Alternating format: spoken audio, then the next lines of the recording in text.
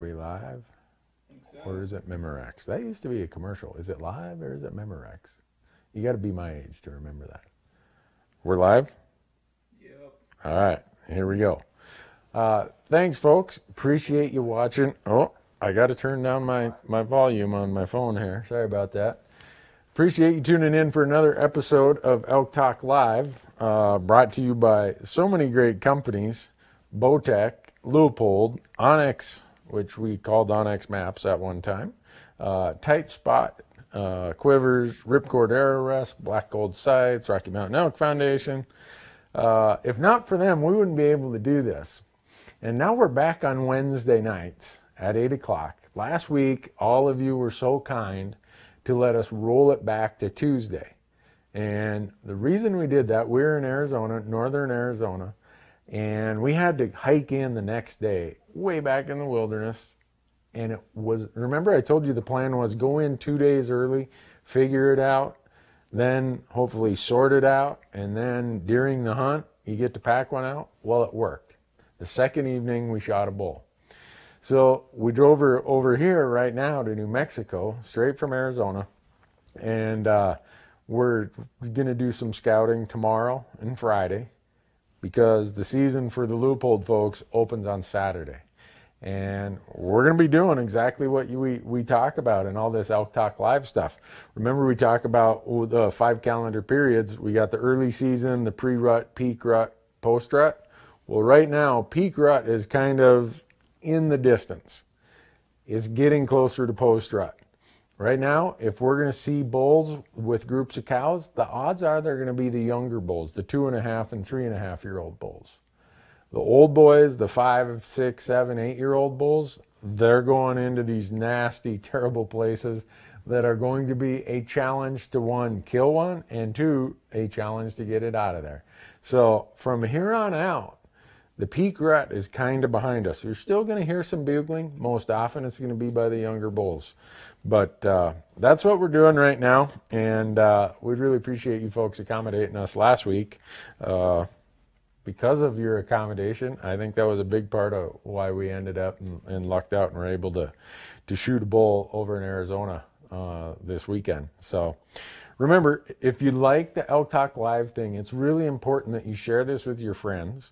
And if you want to get notified, it's because there's going to be times where we might have to go live earlier or later on a different day.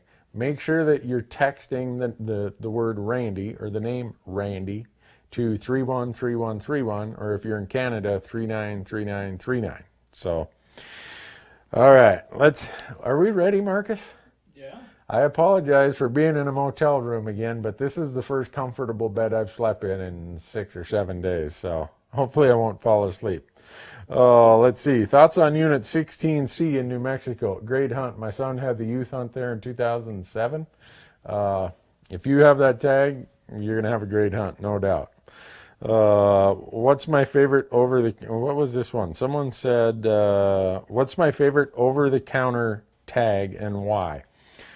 Whew, Andy, let me think. It depends on the weapon. If you said it had to be archery, my favorite over-the-counter tag for me, because I live in Montana, is the Montana archery tag.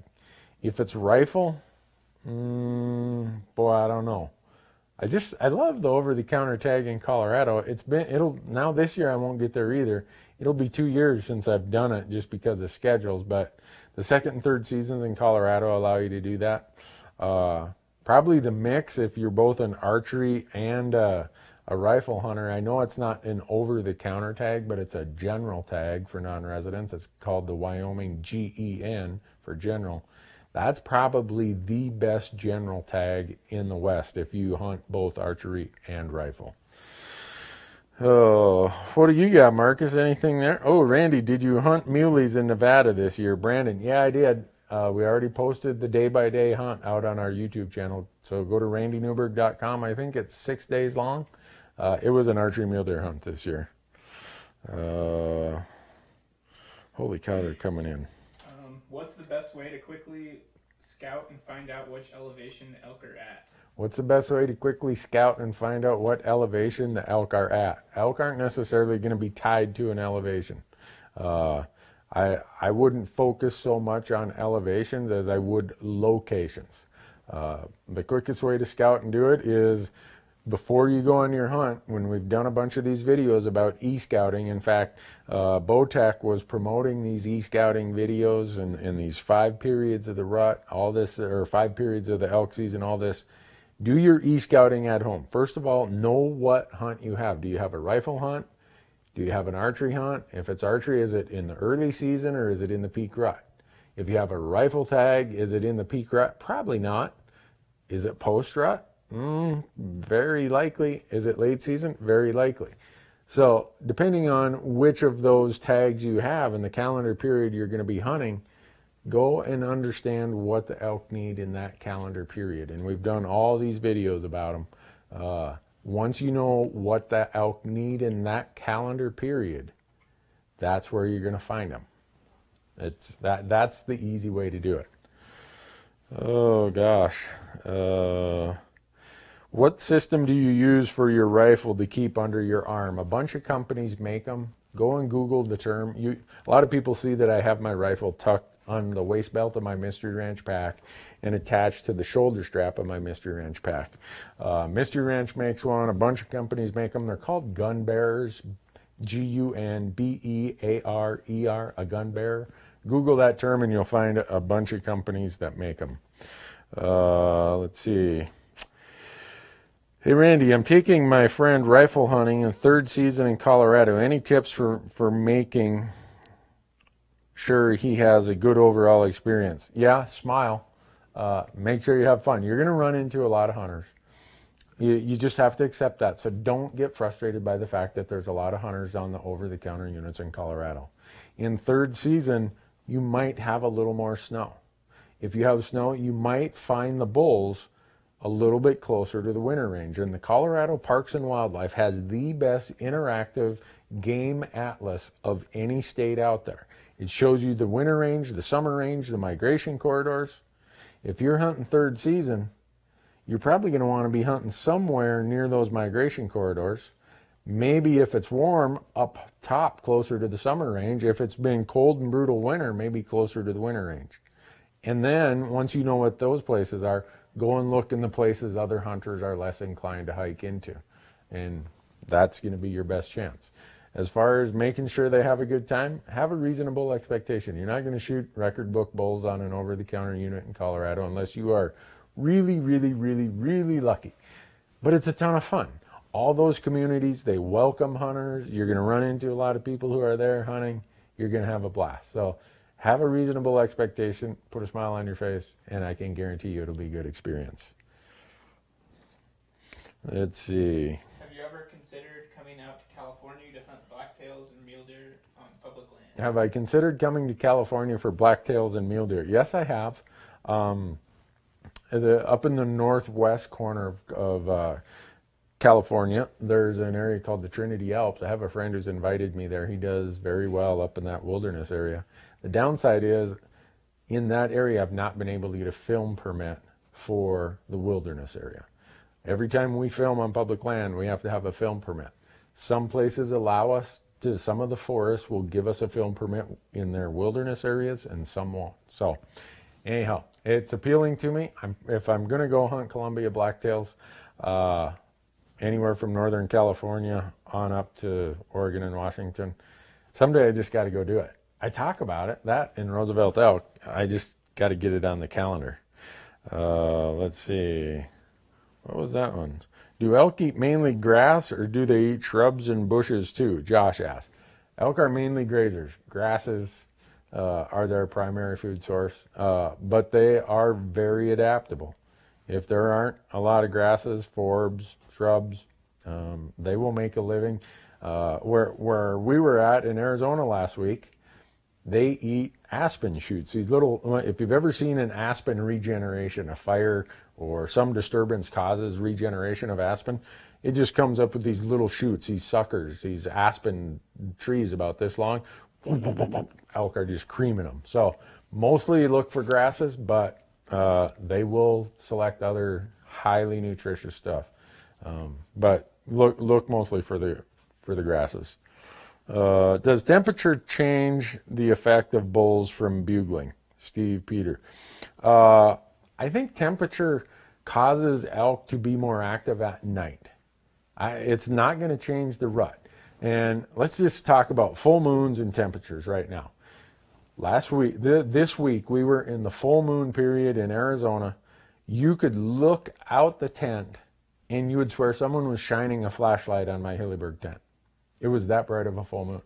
Now, if I listened to everybody, it'd be, oh, don't go hunt the full moon. Well, guess what? Elk were bugling all night long. We could hear them from our tent. During the day, they pretty much shut up because it was warm and it was a full moon. Now, in September, in the peak rut, people will say, oh, the rut's late this year. No, the rut is never late. The rut is a photo period thing that happens based on the amount of daylight. If you think about it, if elk were to change their rut period based on hot temperatures or accelerate it because of cold temperatures or because of full moons, their calves would be born too late or too early. There's a reason why all this happens. We have a tendency to think the rut is later because of hot weather. Like the question being asked is, how does hot weather affect bugling? It pushes it to be a nighttime activity. When it's really hot, a bull elk spends way more energy trying to stay cool, thermoregulating, than he probably does when it's 20 degrees out trying to stay warm. Same with the moon phase. If it's a full moon, my experience is that you're going to have most of that bugling activity at night. And since we hunt during the daylight, we have a tendency to say, oh, the rut's not going on. No, it's still going on. It's just, it changes what time during that 24-hour period, the nighttime, when a lot of it happens. Now in Montana this year, in a lot of the northern Rockies, we've had a lot of snow in September. We haven't had some of that hot weather. Some people are still saying, you know what, this week was really great. That week, didn't hear anything. So I think we as hunters try to find, I guess, reasons for what we're observing when really it's happening the way it always happens. But as far as temperatures, I think hot temperatures, you're going to see most of that activity happen at night. And it's a hard hunt when it's hot. That's why it makes it so hard, because they're bedded down in the shade during the day. Long way to answer a short question, but I thought it was good to expand on that. Are you hunting Montana this year for elk? Am I hunting Montana for elk this year? I got 2 days of grouse hunting in Montana during archery season, and we did call in a bull. My buddy Bart, you had it come in at about 5 yards, but it came through the brush, looked right at him, and took off.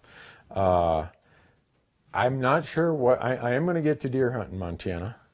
I'm going to go over to southeast Montana like I always do. But I don't know what I'm going to get to elk hunt in Montana. Our calendar has us just going everywhere. So, I will be in Montana for my son's moose hunt. I will be there for that. So, will I ever hunt elk in California, Christopher? The odds are just about no, because I don't apply for tags in California. And even if I did for non-residents, I think it's like really close to zero as far as the chance of drawing. Let's see. Hey, Randy, any tips for second season mule deer? I'm going in a week and a half here in Colorado. I can't say that I have any tips. The weather's going to dictate it. I think the second season Colorado, the second rifle season, is probably the hardest time to kill a mule deer. I've done it once, and man, I struggled. I did not. I saw a lot of people. The weather was warm. These smart old bucks you're looking for, they are either really high or they're in such thick stuff that you never really get a chance to see them. I prefer to hunt the third season in Colorado. You have the second season, so there's not much you can do about it other than go there and know that you're going to have a lot of glassing.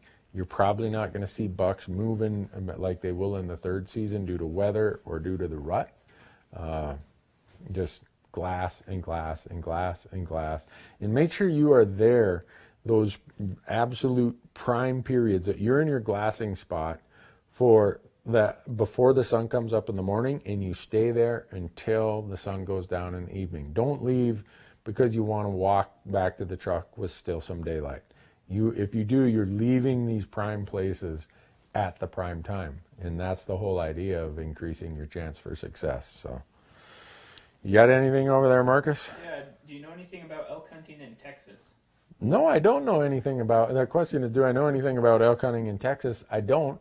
I do know that in Texas, elk are not considered. I think they're considered like some. They're not considered a native species. There are some elk herds there, and I've seen some pictures, read some articles of people who have hunted elk in western Texas, but I don't know anything about it. I know it's a rare opportunity, and I think the hunting is actually allocated by whoever's land that those elk are living on. I could be wrong with that, but that's what little I know about it. So, is it worth chasing after a bull in the post rut, or is it a better idea to wait until cold sets in and try again when in reference to the Montana rifle elk seasons? If I had a Montana rifle elk tag and I had to pick my 1 week to come to Montana, I would pick the latter part of the season, the post rut period, because this year I think, when do we open in Montana this year? The 21st? Yeah, somewhere. Okay. You might hear a little bit of faint bugling, but after the first day of shots going off, they're going into their sanctuaries. If you're hunting mature bull elk on public land, you're going to have better luck the last week of season than you are the first week of season. As a general rule, less hunting pressure, the weather's going to be more in your favor. I would prefer to go later. Let's see. Marcus, here's a call out to you. Colby says, Marcus, you're the real MVP. You're the guy who spots everything. Who says that? Some guy, Colby here. What are you paying him, or what's the deal here? Advice on finding big bulls looking for a second cycle cow. That's what we hope that we do this week in New Mexico. Not every cow gets bred in their first cycle in September. So you will have some that come into a second cycle in usually the first half of October. Really, all you can do is you watch the big cow groups and know that the bulls aren't going to be, the mature bulls, because this question was about big bulls, they're not going to be hanging with those herds all the time. They're going to come in and check them. No, nothing there. They're going to head away for a while. They'll come back a while later, check them. No, head away for a while. Whereas in the peak rut, there are so many cows in cycle, those bigger bulls you're talking about, they are just hanging with those cows. So know where the cow groups are, but understand that within the cow groups, hanging with them are going to be the smaller bulls. The bigger bulls, if there is some second cycle activity, they're going to be nearby, and they're going to come and do their checking, but they're not going to be with the cows nonstop. So just be patient. Know that you got to sit and watch those cows maybe all day long before you see or hear one of the bulls you're looking for. I hope that's how it works here in New Mexico this week.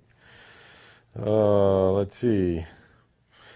Someone's got a fishing question. No, I didn't get in on the fall walleye bite. That's the downside. You know what? All of the really great hunting and fishing is at the same time, September, October, and November. Let's see. Have you ever heard mature bulls making cow sounds? I've not. Have you, Marcus? I've heard them make some really weird sounds. Yeah, the bull I shot this week in Arizona, we thought it was a burro. They have wild burros in Arizona, and we heard this. I'm like, and the camera guys heard it first, because protect your hearing if you can. It's frustrating to try to listen to bugling elk if you haven't protected your hearing, which Randy is not. You have to rely on camera guys. But we go up there and we get close and we're set up, and I'm like, you sure that's not a burro? It turned out to be the weirdest sounding elk bugle you've ever heard. And you don't got to worry about him making that weird noise in the woods anymore, because he's in the freezer. But let's see. Will group applying for tags in New Mexico affect your draw odds? No, it won't. Here's how it works in just about every state that you party at, is that your party gets assigned one random number.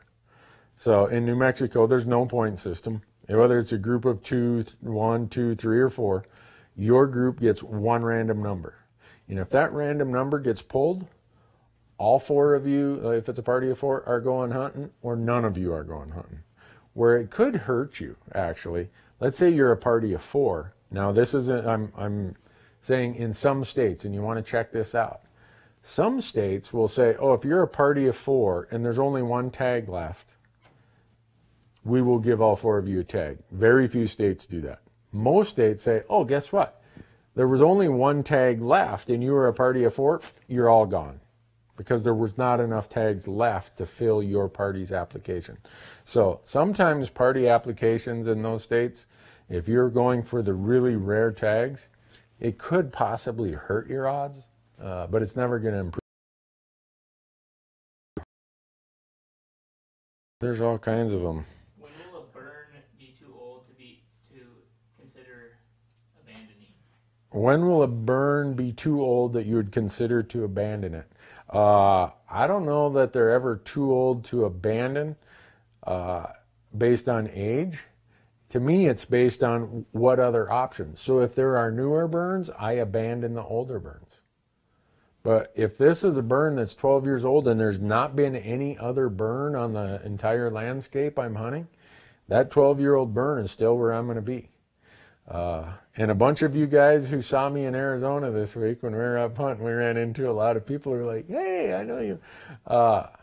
They can verify that we hunt burns. We were hunting burns up there. Oh, someone wants me to tell them about the elk hunting Flagstaff. We don't have enough time for all that. But it's going to be out on our YouTube channel here in a month or so. And it's going to be on our Amazon Prime channel. If you get a chance, it'd be great if you could go to our Amazon Prime channel. And what I'm saying Amazon Prime, I mean Amazon Direct Video. If you subscribe to Amazon Prime, you get it for free. But also, we did a podcast about that entire hunt, and that podcast is going to be live this coming Monday. It's called Hunt Talk Radio. That podcast episode is completely dedicated to the Arizona elk hunt. So if you subscribe or download our podcast, you'll get the full details about the Arizona elk hunt. Hey, Lucas, got you here. How far will bulls stay from a water source during the post-rut? Boy, that's a good question. I don't have an answer to that. How far away will bulls stay from their water source during the post-rut? I don't know. I've seen elk walk 3 or 4 miles to water.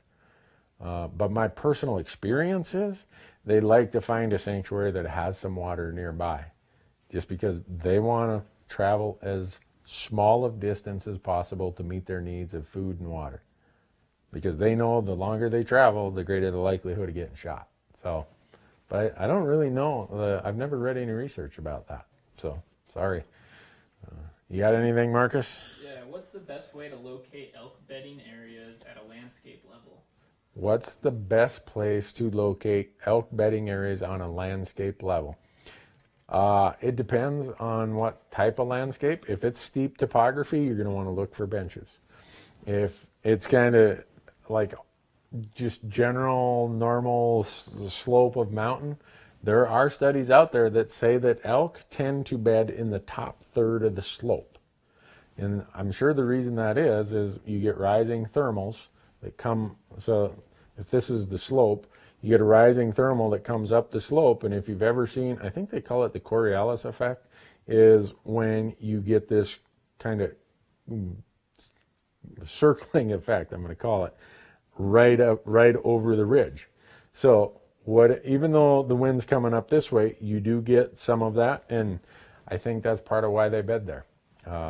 But that, as far as a general landscape level, if you looked at big flat pinyon juniper areas of, say, in Arizona or New Mexico, you're probably going to find them bedding in the thickest places, the most shaded places. So it all depends on what they're trying to find for their comfort at that point of the season.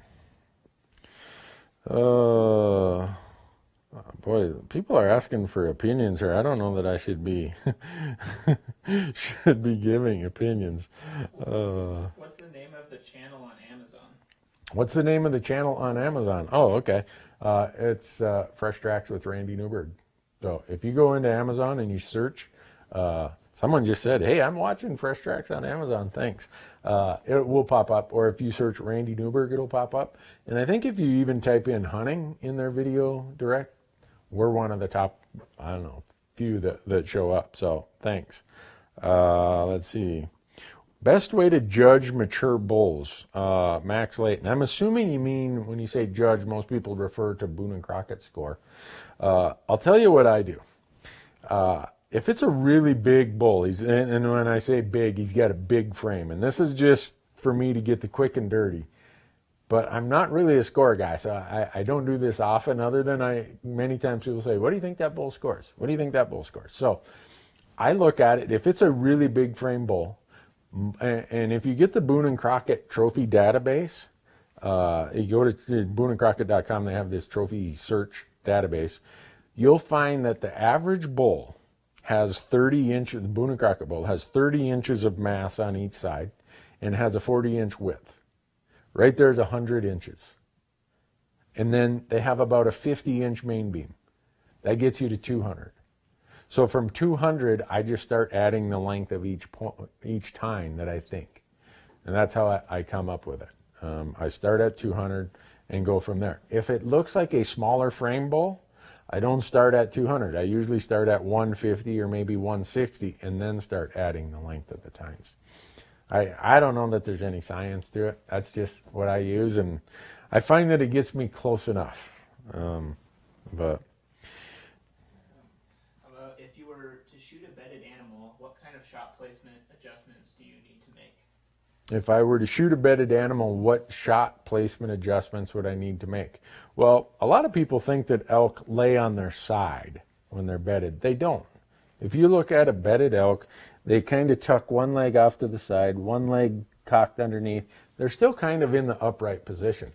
You don't need to make a lot of adjustment for a bedded elk, other than you might be above it, you might be below it, you might be at a position that's quartering away from it or quartering to it. But as far as how its profile is, you really don't have to make much adjustment at all.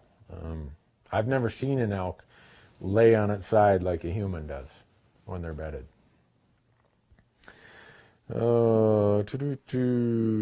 Someone asked, Randy, we'll be muley hunting in Montana first week in November. Will we hit the rut? For muleys, you're going to be about a week early. The peak rut for Montana, according to the biologist, is about November 15th.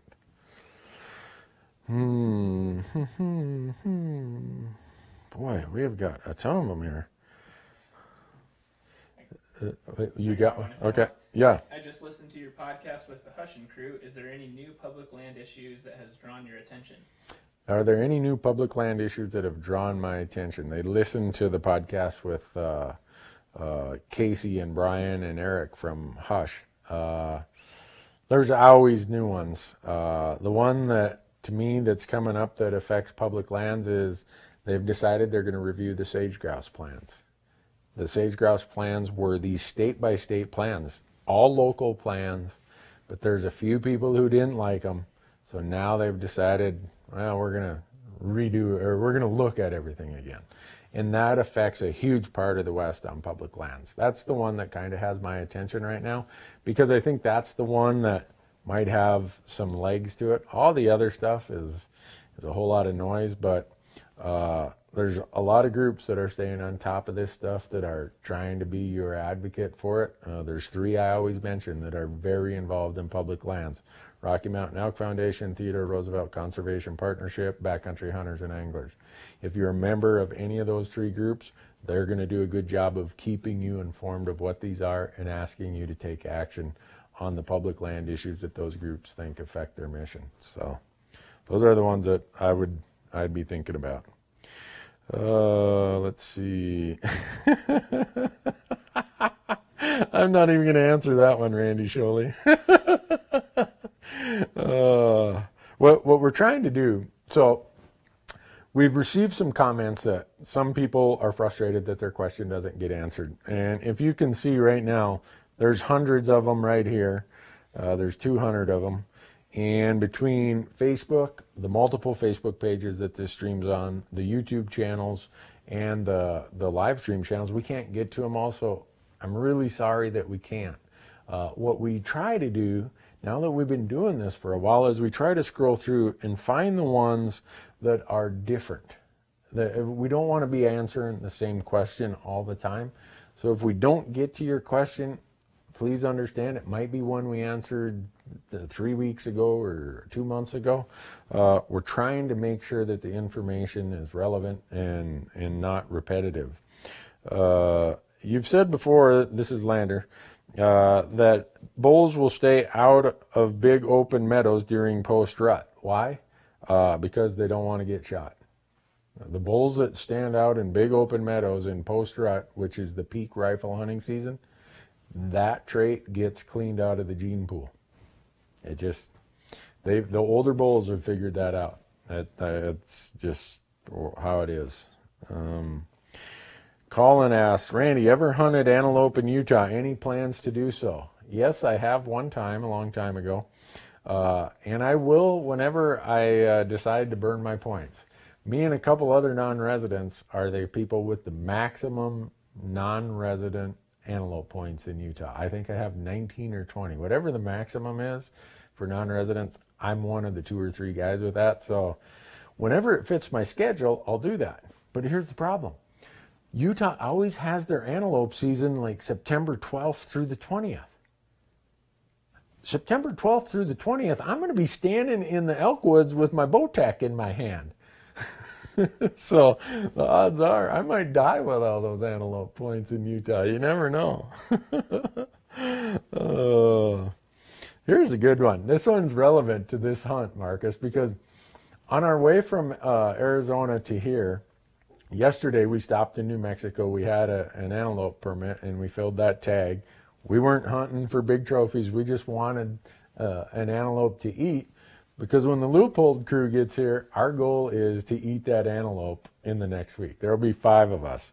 And so Jason says, you guys harvest a lot of game. Do you do your own butchering? Yes, we try to do it if we possibly can. Sometimes we're on the road. We don't have any choice. It's like going from here to here to here to here, and we have to use a commercial processor. Are there any recommendations or instructional books or videos?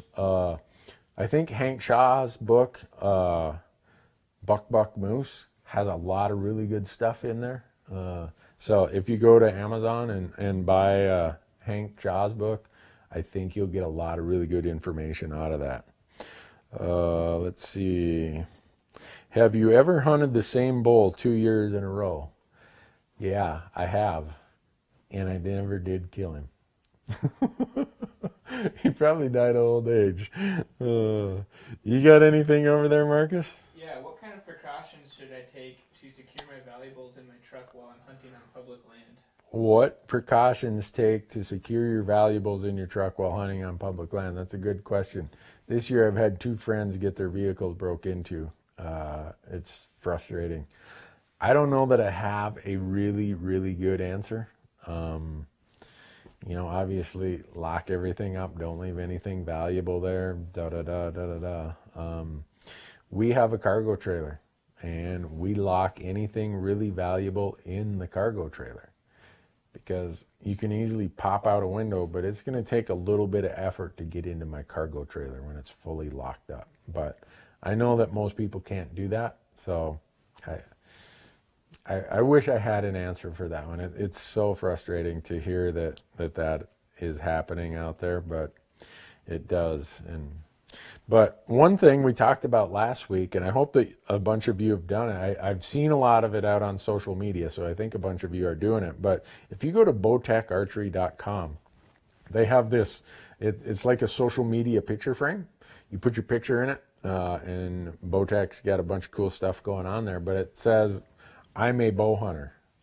And so your social media picture will be framed with their, I'm not even sure how they do it, but if you go to bowtecharchery.com, you'll see this thing. Click on it, and you can, I think you download it, and then when you upload your picture, you put that frame on it, and You kind of get to rep the sport, I guess. Show your colors that you're a bow hunter. So go to bowtecharchery.com and it'll be there. Favorite elk caliber to use and what bullet? You know, because it's been asked before, I'm gonna answer it again because it gets asked so many times. Got asked in Arizona this week. Most of you know that I use a Howa Alpine mountain rifle. It's a lightweight rifle. And the reason it can be lightweight is because it has a short action. The short action cartridges are the 308 type cartridges. 308, 7mm08, let's see, 243. Those short action cartridges allow a more compact and lighter rifle. When I'm mountain hunting, that's what I like to have. I shot the bull in Arizona last week with a 308 Howa Alpine mountain rifle, used a 165 grain Nosler partition. And that bull got hit right here on the shoulder blade, or on the point of the shoulder, because it's the only shot I had up the hill. And he went about 30 yards. And the amount of destruction that partition, 165 grain Nosler partition out of a 308, when you see that video of how much destruction that did, no one's going to doubt that a 308 with partitions is it's elk medicine for sure. So that's my favorite to use because it's the most accurate elk rifle I have. I use high quality bullets. I got a really lightweight scope on it. I have a Leupold VX3 HD 2-12. Some of my other rifles have bigger scopes. VX5, which is a 3-15 that I have, VX3Is. But when I'm looking for a really lightweight rifle, there's no sense in having a really lightweight rifle and then putting a really heavy bunch of other stuff on it, whether it's slings, bipods, a really big scope that might add an extra 4 or 5 ounces. So I go with the Leupold VX6. The 2-12 is what I use on my lightweight rifles. And I can't even tell you how much better they perform than I do. So, oh gosh. How many pins, Blaine Bishop, how many pins do you shoot on your bow? Ranges for each pin. For me, I have a black gold Ascent sight, and a lot of you have seen me talk about this. I have a Bowtech Rain 7, and on the black gold Ascent sights, you can get them in 3, 5, and 7, I believe. I should know that, but I don't. I buy the 5 and I take one of the pins off. I have 4 pins, and they start at 20, 30, 40, 50. Those are, if it's out past 50 yards, I got to get closer.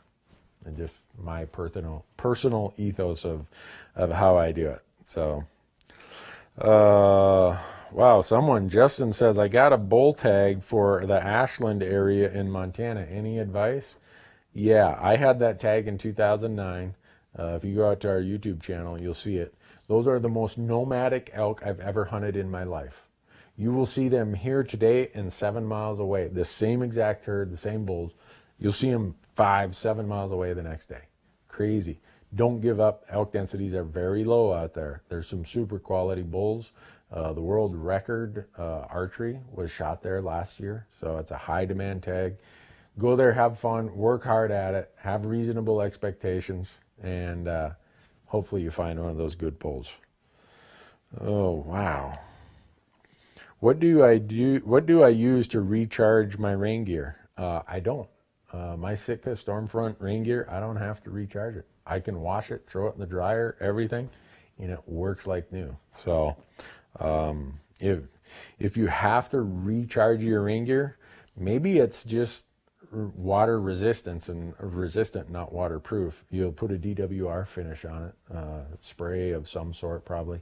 That's what most people say when they say recharge it. But with my Sitka bomb-proof Stormfront stuff, I don't have to recharge it at all. So just wash it and off you go. Matt Riggs asks, I'm hunting in New Mexico. How do I get close enough to the bulls to take a shot when they're not rutting? Sneak. Use the terrain, use the topography. I mean, it's going to be spot and stock. We've shot, let's see, last year when I was here in New Mexico, Corey shot a bull, spot and stock. I'm talking archery. 2 years or 3 years before that, I got within range of a bull I could have shot spot and stock, but he was bedded, and for TV, you can't shoot them in their bed. In 2011, I shot one at 2 yards right on a rock underneath me. That was spot and stock. So if we can be doing it with a bow, I know you can do it with a rifle or a muzzle loader. So you just have to, number one thing is wind. Wind. Make sure you play the wind right. Try to stay in the shadows as you're moving, not in the open sun. Use anything you can to your advantage that disguises your movement or disguises your noise, and you'll be surprised how close you can get. But understand, it's a mindset of being patient. That bull is not in a hurry, so you can't be in a hurry. The bull has one thing to do: stay alive. And if you get impatient and you hurry, he's going to win, because he's way more patient, he's way more alert. He's not distracted by, oh, I got to be home for dinner early, or gosh, I got to get back to the office. Not him. He says, I got to stay alive. So it's all a mindset for me. John Camacho, what do you think about the VX3? I love it. He's referring to the Leupold VX3. Now it's the VX3i. If you can find I know you can't. You cannot find a better value meaning the intersection of price and quality. You will not find a better value in rifle scopes than the Leupold VX3i. I've got them. I've got old VX3s. I've got them all. And so you've asked what's my opinion? They're super scopes, especially when you consider the price range that they're in. Oh, let's see. Will bulls come to the same rub line in October as they did in September? I don't know. I'm not sure of that. I do find that they hang out in the same ridges, whether they're rutting in September or early October, and that's where I see most of those lines of rubs. But I can't say for sure if they will or won't. When I'm hunting, I hunt those areas. You know how funny it is? Like, okay, here's ridge A, B, C, and D. They all look almost identical, but for some reason, ridge B has all the rubs. It's where they're rutting. It's where they're doing what they're doing. I don't know why, but I hunt ridge B because there's something there that the elk have decided we like this better than the others. And I've found that whether that's in September or early October, it's pretty much all the same. So, let's see. Someone asks, Richard says, do I need a film permit in Colorado? Just getting into the solo hunting filming. If you're going to use it for any commercial purpose, you need a film permit. If you've got a YouTube channel you've monetized, if you're going to sell the footage, if you're going to get equipment in exchange for filming it, if you're doing anything to earn value or revenue, that's a commercial activity. If it's just you and your buddies or you and your family and you're going out to film video and have a good time, don't need a film permit. Knock yourself out. So, oh gosh, there's a whole bunch of them here. You got anything over there, Marcus? Yeah, do you have any tips for hunting cow elk in the winter? Tips for hunting cow elk in the winter? Yeah, go to the food source. Cow elk are now pregnant. They're carrying a fetus. They have to stay in as good of health condition as possible to carry that fetus to the calving period of May. And they have made it through many years of finding the best food source. Find the best food source, which unfortunately in some states is often on private land, but that's where you're going to find the cows. They need to expend the least amount of energy possible to get the greatest amount of calories possible. And that means the best food you possibly can find. They're probably going to be lower than the bulls. They're going to be in places that make it easier for them to get through the winter. Hunter asks, have I ever owned a 270? I have one and I don't ever want to give it up. Don't give it up. The first 4 bull elk I shot was with the 270. I had people say, oh boy, you can't kill them with the 270. Well, those bulls didn't get the memo. And in every one of those bulls, none of them went past 30 yards, and every one of them was shot with Nosler 150 grain partition bullets. It's in a 270, 150 grain Nosler partition is going to kill every elk that you hit in a good location. Keep it. Don't give it up. Okay. Let's see. You got anything over there, Marcus? I'm trying to sort through ones that we haven't asked or that we haven't answered before. I think you probably answered this one before, but Some of these are way too funny. Someone says, Randy, you've said before you won't share a tent. Why do you share a hotel room? No, this isn't a king bed. This is a queen bed. We got two of them here. What was you starting with, Marcus? when you cut tracks in the snow, do you ever try to walk them down? Do I ever, if I cut tracks in the snow, do I ever try to walk them down? Yeah, I do. I've cut tracks in the mud and sand and walked them down before. It's very hard to do when we're filming because there's not just me, there's usually one or two camera guys, so it's just way too difficult. But I really enjoy still hunting, as I call it. You're following a track, you're looking ahead, you know where they're going, you know what they're doing, or you think you do. Those are a ton of fun to do. It's you against the bull. It's very difficult, and if you can do it, it's rewarding no matter what it is. David Watson asks, why don't you ever disclose the unit that you are hunting? This is probably the biggest criticism I get, is people get frustrated and upset that we don't say, oh, we are in unit in Wyoming, we are in unit in New Mexico. The reason we don't is because if we were to do that, and you look at, all right, a TV episode, a podcast, add up all of our YouTube stuff, if 200,000 people had that information, it's going to skew the draw odds for the other people who hunt and apply in those units, or even if it's a general or over-the-counter unit. Out of respect to the other hunters, I don't tell people what specific unit. Now, a lot of people have heard me promote archery coos deer hunting in Arizona. I'm a big advocate of archery coos deer hunting in Arizona, and a lot of people are like, well, he must be here if he bought an over-the-counter tag. Fine, you figured that out. A lot of people see me hunting in southeast Montana for deer. Well, guess what? Southeast Montana is 14 million acres. I don't mind saying, oh, we're in general areas, you know, this part of some state. I told people this year, we are in the Wind Rivers of Wyoming. Well, guess what? There's about 6 or 8 units that make up the Wind Rivers of Wyoming.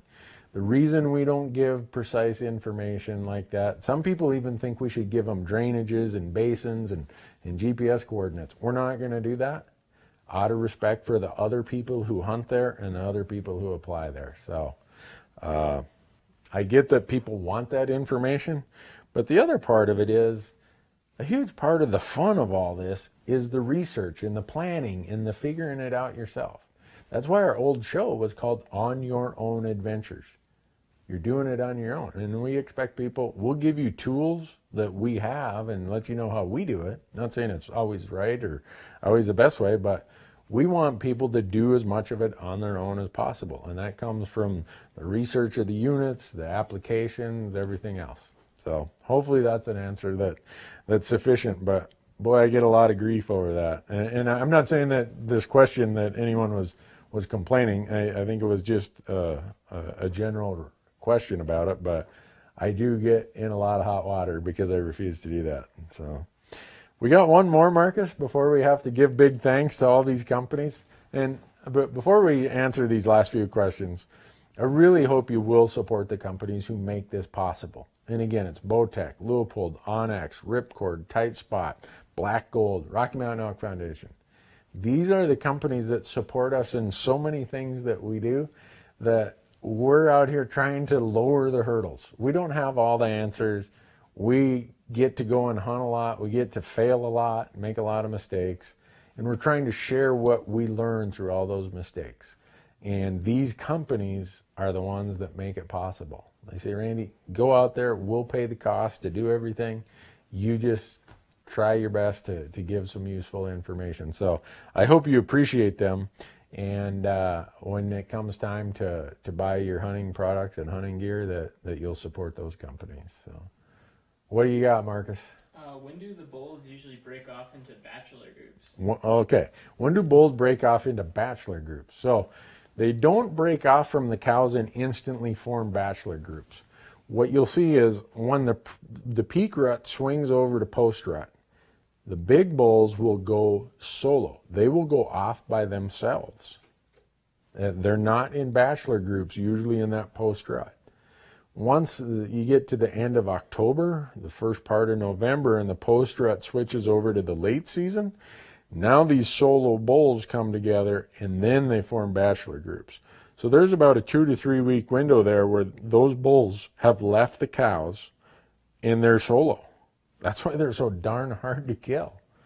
And they will get in bachelor groups usually by the first week of November, and then it becomes a little bit easier game for the hunter in November, because now you're not looking for one bull, you're looking for maybe 3 or 6 or whatever. So that's usually how it happens when they do that. So, wow. Next Wednesday is what? The 18th? Yeah. So we will, when we do Elk Talk Live next Wednesday at 8 o'clock, this New Mexico hunt will have wrapped up. It'll be that day is when it ends. So hopefully we got some more stories to tell you about elk hunting, because the Leupold folks have 2 tags, and we have 5 days to try fill 2 tags on public land and get it on film. So hopefully we have great results to tell you about when that's all over. Just like when it was, I was so happy when we shot the bull in Arizona, because I thought, we told the folks on Elk Talk that we need 2 days to go in and scout and and hopefully this will work out. And it did. I couldn't believe it. So, anyhow, you got any parting comments, Marcus? There's a lot of questions that we have answered before. I'm trying to find. Okay, Marcus is looking for one question that we haven't answered before. Let's see. How have you liked the Garmin InReach? So I told a bunch of you that I went and bought a Garmin InReach, and it's been riding in my pack. I've not had to use it. I'm a tightwad. I'm an accountant in my other life, so I have the lowest service possible. I'm not one of those guys who uses my InReach that I'm going to be texting home or texting my buddies. I haven't had to use it, thank goodness. So that's what I know about the Garmin InReach. I have hunted with some guys. Bo Beatty had the highest level of service, and he was sitting there with his InReach all the time we're in Wyoming. He said, "Oh yeah, I got the weather report." I was impressed with that. But I'm too tight to pay for that that level of service. So I want to use the money for tags and all the other things that I need for hunting. So, all right, I think that's a wrap, Marcus. We did this 52 minutes today. Hey folks, thanks for watching. Thanks a ton for supporting us and supporting these companies. If you would be so kind to go and follow all of these companies on their Facebook pages, on their Instagram pages, and if you'd follow our YouTube channel and subscribe there, I can't tell you how much it helps in the YouTube algorithm. The more subscribers we have, the more our content moves up the playlist and gets in front of more people. If you subscribe to our podcast, Hunt Talk Radio, that would be great. You can subscribe via iTunes or Stitcher. And if you watch a lot of our stuff, we're on the Sportsman's Channel right now on Sunday nights at 9 o'clock Mountain Time. Please watch us there. But if you don't have that package, or you don't have any other way to watch it, and you are an Amazon Prime member, go to the Amazon Video Direct and you can watch us for free. So, is that a wrap, Marcus? All right. We'll see you next week, hopefully with elk blood under our fingernails. Wow.